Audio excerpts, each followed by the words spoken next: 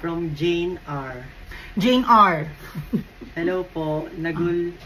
Naguhuluhan po kasi Naguguluhan ka. Naguluhan Oh. po kasi ako sa mga panaginip. Unang panaginip ko, kinagat ako ng ahas sa braso. Teka lang. Jane R. Unang panaginip daw, kinagat siya ng ahas sa braso. Ibig sabihin, nandyan na yung stress. Minimal or in general na stress. Nandyan na kasi nakagat.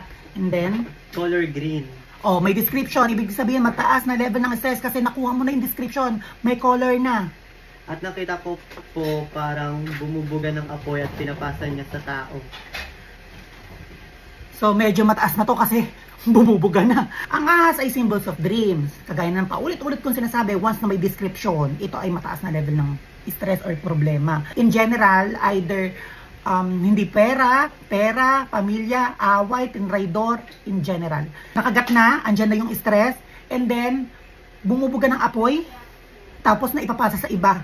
Ibig sabihin na damay-damay na. So, lahat ng tao naaanuhan na ng stress.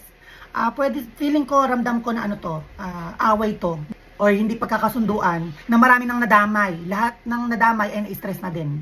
Medyo mataas na level ng stress, dahil yung ahas na color green ay bumubuga na ng apoy sa ibang tao. Meron pa. Ay, meron pa. Second panaginip ko ngayon. May second ka pa, Jane. 30, August 30? 2024. Go. May taong pumapatay, iniisa-isa kami, then hinabol niya ako. Pero ako ang nakapatay sa kanya. Tinaga ko siya sa ulo, then ayaw niya pang mamatay. Nakailang taga ako sa kanya. Tinaga ko rin yung kamay niya para hindi na siya makasakit. Then yun na po, parang self-defense po ang ginawa ko. Okay, so tignan niyo itong maigi ha. Marami tayong type ng panaginip. Frequency, prediction. Frequency, kabaligtaran, nangyari sa ibang tao. Sa frequency, kapag nangyari sa ibang tao at nasagap mo ang frequency, ibig sabihin, ang makikita mo dapat sa panaginip mo na may emosyon ka, ay totoo or makatotohanan.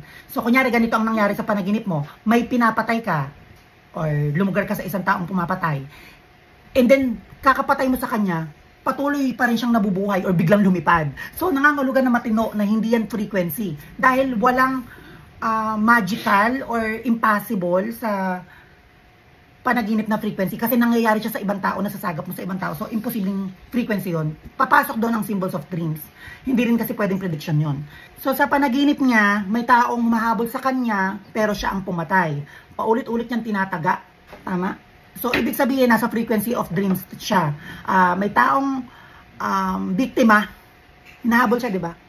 So, may taong biktima, nahabol siya, pero napatay niya. Pero ang question sa panaginip na ito, doon sa mismong panaginip ba, mayroon bang imposibleng nangyari doon sa panaginip niya? Doon ba sa mismong panaginip na yun, after niyang taga-tagain yung tao, ay nakita rin ba niyang namatay? Or naghihingalo? Or sobrang lakas pa din? Kapag sobrang lakas pa rin, halos hindi tumatalab yung saksak, ibig sabihin, symbols of dreams yun. Kapag parang naghihingalo, pero naputol na yung dreams, ibig sabihin, nasa frequency yun. Frequency, habang natutulog ka, nasagap mo yung taong yun, nasagap mo yung taong hinahabol. And then, napatay niya yung taong humahabol sa kanya. So, ganyan ang ibig sabihin ng frequency of dreams. Malalaman mo na frequency ang isang panaginip or kabaliktaran or nangyayari sa ibang tao habang nananaginip ka kapag malakas ang emosyon. Kapag walang emosyon, yun ay prediction. Kapag sinabing prediction, ang panaginip na yun ay walang emosyon, may chance mangyari sa totoong buhay kasama ng mga karakter na mismong nandun sa panaginip.